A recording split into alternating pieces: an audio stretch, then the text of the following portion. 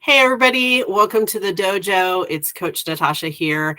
And I want to talk about something. Again, I like talking about things that I hear repeatedly throughout the week. When people say, how do I budget for my office? That's one of the biggest things that we ask as a client.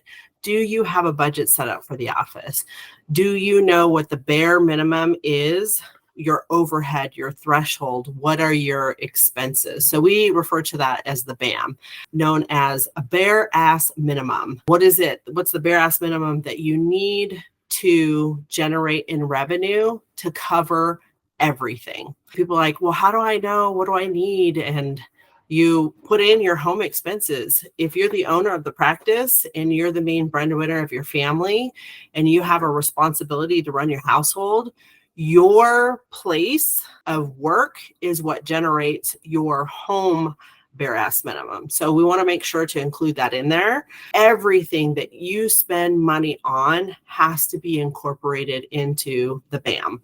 So your portion of home expenses, whatever you spend in rent, utilities, payroll, taxes, marketing, equipment. I'm also going to emphasize how important it is to pay bills before they ever become a bill. People are like, what does that mean?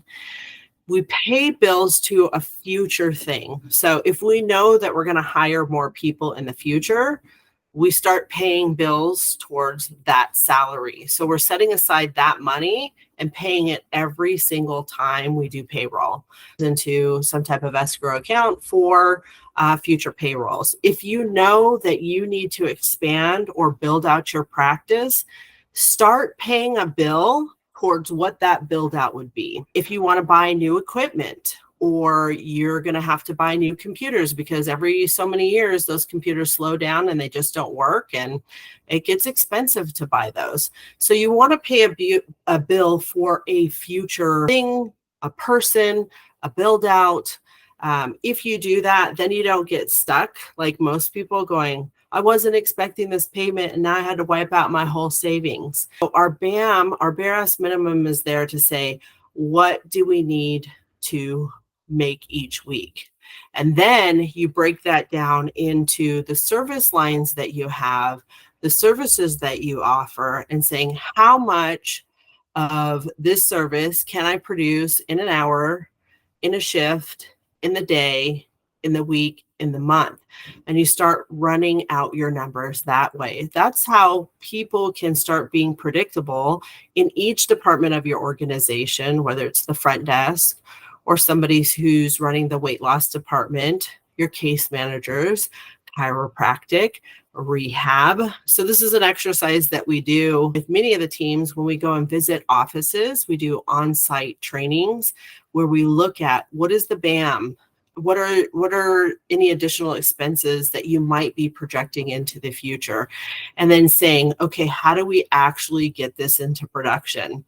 So what I tell people is the greater tragedy is not missing targets, but actually missing the potential of what's available in your office. So I just left an office 2 weeks ago.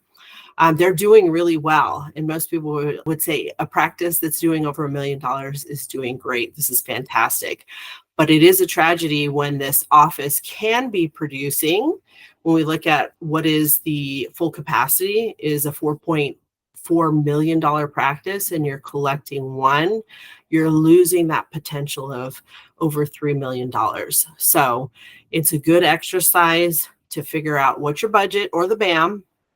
That's everything that you spend to keep it going.